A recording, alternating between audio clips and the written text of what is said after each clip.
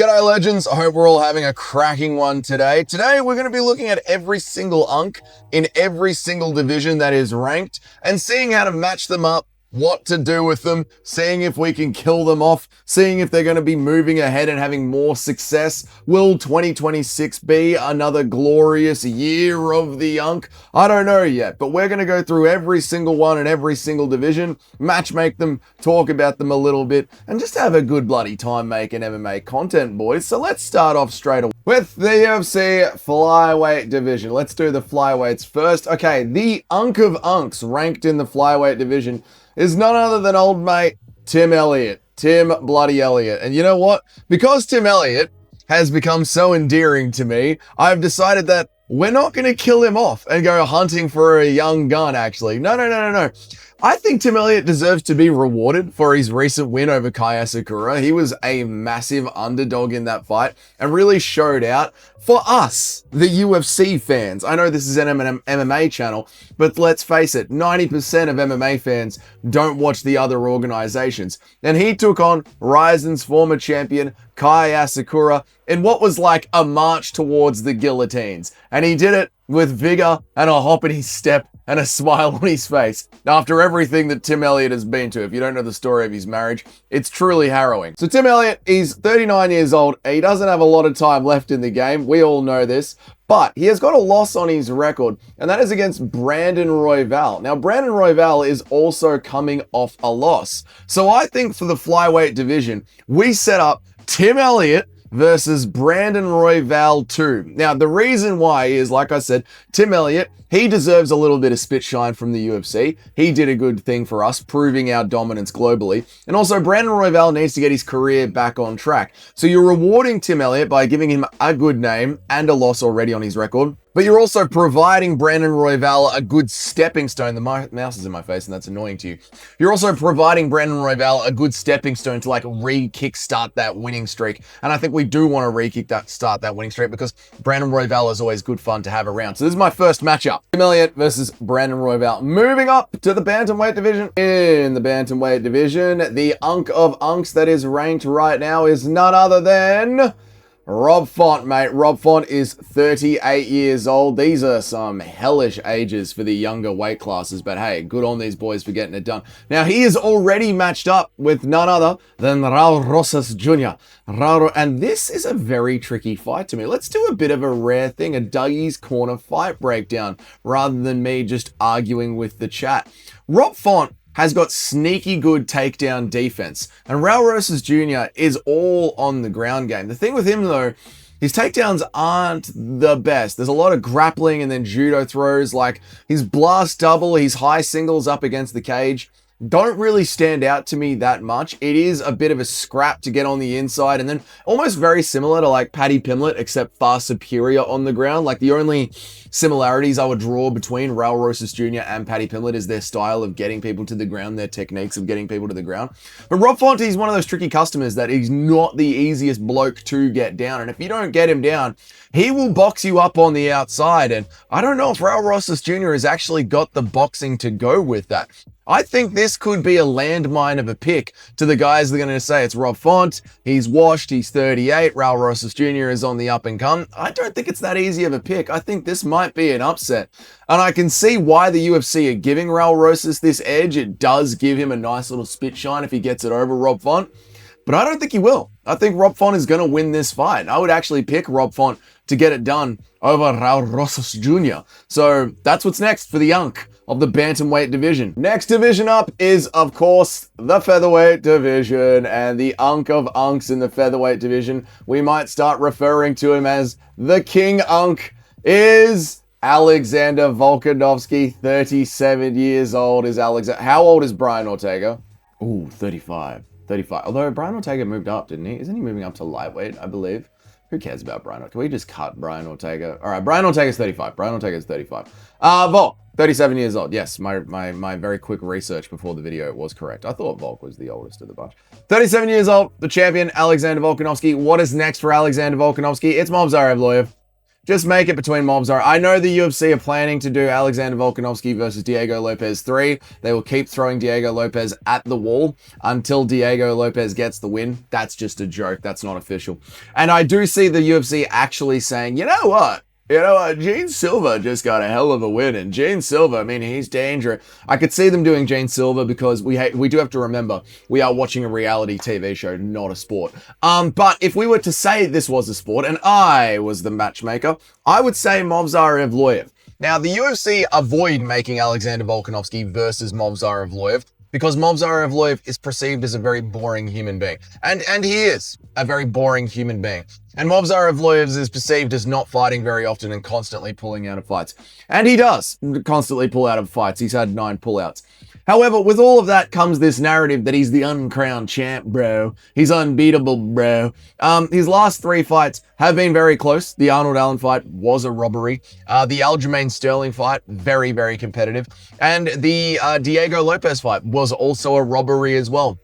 Via the scoring criteria of MMA, rounds are scored on a round-by-round basis, and you score each round over the one significant move, whether that is a strike or a submission attempt that has the most impact towards finishing the fight. And Diego Lopez in rounds 1 and 3 had the submission attempts that had the most impact towards finishing the fight. So Diego Lopez, on paper, won those 2 fights. So because of that, Movsar Evloev is actually a highly beatable opponent, and I do think Alexander Volkanovski is short enough, muscular enough, and scrambly enough to beat Movsar Evloev in the ground game. And then in the striking, I think Volk can stay at range, jab, leg kick, do his city kickboxing thing, and end up winning the fight in yet another highly entertaining Alexander Volkanovski decision.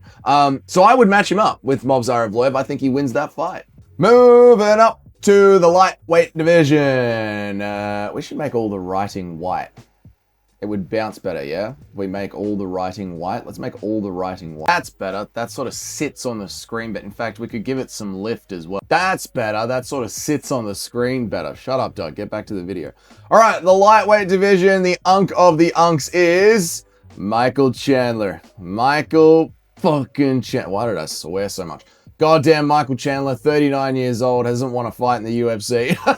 Hasn't won a fight in the UFC. Yeah, no, he beat Dan Hooker while Dan Hooker was on quarantine for like 70 days. That's okay. That's fine. No one remembers that Dan Hooker was on quarantine for like 70 days alone with no training partner, seeing his coaches and his family through Zoom camp. That's fine. So Michael Chandler has that win over Dan Hooker. He also has, the mighty Tony Ferguson in the middle of his losing streak. So it's awesome that that Michael Chandler is a 40-year-old man that's been in the lightweight division for like 5 years and hasn't won a significant fight. Fuck him, send him to the gallows and give him one of the greatest fighters in the world so far. Future UFC champion, maybe even future UFC GOAT. Destroyer of Chris Duncan in the future. The minority destroyer himself. I don't know, put Michael Chandler in like blackface or something, and then just send in Quaylen Salkild to finish him off. Quaylen Salkild absolutely deserves a ranked opponent. Michael Chandler is a ranked opponent. This is a match made in heaven. Michael Chandler will throw big meaty bombs at Quaylen Salkild, and Quaylen Salkild will just sleep him. And the combination of Australian and Serbian dominance in the UFC will march forward. This is an easy fight to make and a must fight to make as well. Next one up, it's the welterweight division. This one's sort of like, all right, so the unk in the welterweight division is Gilbert Burns. Gilbert Burns is already matched up, so let's just do this nice and quick. You've got Gilbert Burns. He's already matched up. Gilbert Burns, believe it or not, boys, is 39 years old. I know, I was surprised too. I thought the major unk in the division would be Kamaru Usman, but it isn't. It's Gilbert Burns. And I'm talking about all the ranked guys, like the top 10 ranked guys. He's obviously going to be top 15 ranked guys. He's obviously going to be facing Mike Malott in what the UFC think is a nice rebuild fight for Mike Malott. This is a tricky fight. This is a tricky unk fight. I know you might be laughing at that, saying that, like, oh, Gilbert Burns, he's not that much. I don't know if Gilbert Burns' heart is still in it. If Gilbert Burns' heart is still in it, he can really push and make it difficult for people. He did that against JDM, which, is very impressive because JDM is just one of the greatest fighters that have ever strapped the gloves to themselves. He's absolutely not an overhyped can. I swear to God he isn't. Just because of the Kevin Holland thing and the Gilbert Burns thing and then ended up crying in front of Islam Makhachev. These are just bad perception moments for JDM. You don't understand how good he is. Sorry, I had a little JDM crash out there. Mike Malott, though, is the subject of this. Mike Malott's going to beat Gilbert Burns. 5 years ago, this is a real winnable fight for Gilbert Burns. If Anthony Smith was making this video, 5 years ago, Gilbert Burns would have won this fight. The problem is the heart. I think on paper, the skill set between two of them, if I was going to get my MMA Che on here a little bit, Gilbert Burns can out-grapple Mike Malott. He's got more well-rounded jiu-jitsu. I think his grappling is better. I would say his striking is slicker than Mike Malott's as well. Mike Malott has a bit of a clumsy boxing striking style. But the problem is with Gilbert Burns, because he is that sort of a forward pressure fighter, akin to an old school Colby Covington or a modern day, let's say, Fluffy Hernandez, Merab Dvalishvili, where it's just, forward pressure, bit of boxing, then in on the double legs, bit of boxing, in on the double legs, hunting submissions, that blue collar workhorse Brazilian style of MMA. That takes a lot of heart and a lot of gas in the chamber to fight that kind of a fight. And it's just the matter of the fact that Gilbert Burns has run his race. He's had his title shot. He's been the gatekeeper. He's now lost the gatekeeper fights. He is making money online through the podcast. You don't have the heart that is required to win the style of fights that he wins. So, unfortunately, Gilbert Burns, your time's come. Mike Malott is going to be getting an easy win, which is a main event for a fight night card. That is fucking trash, UFC Paramount. That is trash. No, bro, you can't complain. You're not paying for it. Shut up. Moving on to, welterweight, middleweight comes next, Doug, you MMA YouTuber. This is how the divisions work. You do middleweight next. The Unc in the middleweight division, everyone knows who the Unc is. It's Jared Cannonier. Coming off some severe losses is Jared Cannonier. I had a real hard time matchmaking Jared Cannonier. I'm not going to lie to you. What I like to do when I'm matchmaking is I like to look at the rankings. If you're coming off a loss, depending on how high you are in the rankings, say you're like below number 7 or number 5, I like to look for someone outside of the rankings that's on a 3-fight win streak. Now, here's the problem. Burns is already set up with RoboCop. Pythar is already set up with Israel Adesanya. So there's not really anyone that isn't in the rankings yet that actually deserves an opportunity to get back into the rankings, funnily enough.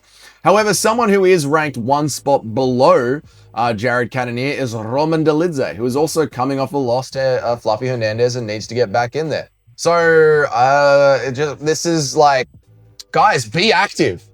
I don't know what to tell you. Be active. Roman Dolidze is coming off a loss. Jared Cannonier is coming off a loss. There are no middleweights with a 3-fight win streak that aren't already set up and matched up to go forward and fight a ranked opponent. Like, you need to be active. You need to get your wins because eventually an opportunity is going to pop up and it's your time to jump on a name and kill an Unc off. And we don't have that opportunity at middleweight right now. So let's have these two Uncs fight each other and may the best Unc remain, I say.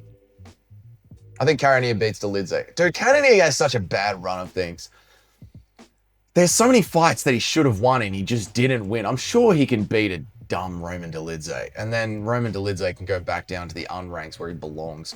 Yeah. All right, light heavyweight division. We all know who the Unc here is. If you have been watching the sport for any period of time, the greatest Unc of all time, Jan Blachowicz, the man who will win a fight and then the judges will tell him promptly that he had lost that fight, even though it is, exceedingly clear that he had just won that fight. That is the life cycle of old 43-year-old Jan Blachowicz. But I don't hold being 43 against him. We love him. Next up for Jan Blachowicz is, believe it or not, Dustin Jacoby. And you might be going, what? Dustin Jacoby's an Unc himself. I know. The year of the Unc, it really, age is not becoming a thing in MMA so much. Dustin Jacoby's on a 3-fight win streak. I just explained how I like to do my matchmaking. Look, I've given Quaylen Salkilled Michael Chandler. I agree with giving Rob Font. I agree with giving Rosas Jr. down here, Rob Font. I totally agree with it. If you are on a 3-4-5 win streak in your division, you deserve a ranked opponent who is coming off a loss. Dustin Jacoby has answered the call and put away 3 motherfuckers. Give me a better name in the light heavyweight division. Give me a better name. Someone on a 3-fight win streak down there that deserves a Jan Blachowicz. It is just Dustin Jacoby. Jan Blachowicz obviously wins this fight easily, and then, you know, as Justin Jacoby is lying unconscious on the ground in a pool of blood, the judges announce him as the winner. Like it's being TKO. Jan Blachowicz is just 12-6 elbowing the fuck out of Jacoby. His head is bouncing up and down off the canvas. Herb Dean is standing back there with his arms going, go on. And Dustin Jacoby's nose cracks, blood is pouring out everywhere. Eventually, Dustin Jacoby's team jump the cage, run in, pull Jan Blachowicz off him like he's some sort of a Rajah Jackson. And then the crowd goes fucking nuts. The arena is in absolute shock and awe. Bruce Buffer comes out and says, and the winner by TKO, Dustin Jacoby, as he lies on the ground, coughing up teeth and blood. And Jan Blachowicz is like, what the fuck? That's obviously how that goes. And lastly, the UFC heavyweight division. The Unc in the rankings is big old fat, I'm here for one round, and if you don't like it, I ain't fighting no more, Derek the Bloody Lewis. Derek Lewis, 41 years old. Let's get the gut going. Yep, cover up the gut. Derek Lewis, heavyweight division, 41 years old. Give him big pocket. It's heavyweight, who gives a fuck? Right, that's it, boys. Every single UFC division in the UFC. Fucking big pocket. Yeah, get out there, you fat fucking cunts. Who gives a shit? That's it, boys. I hope you enjoyed this video. This is how I would rank every single one of the old Uncs in the divisions. This is the future of every single one of the Uncs in the UFC divisions. I hope you enjoyed this video. If this is your first time here, g'day, welcome. My name is Dougie. I make MMA content all the time, and I go live all the time as well. If you want to know when a new video drops and you want to know when I go live, you hit that subscription button down there as well as the notification bell. Leave a like. Let me know in the comments, what did I screw up? I'm sure I messed something up. But until then, I will see you guys all in the next video. Live picks will be in a few hours. Until then, guys, have yourselves a great one. Goodbye.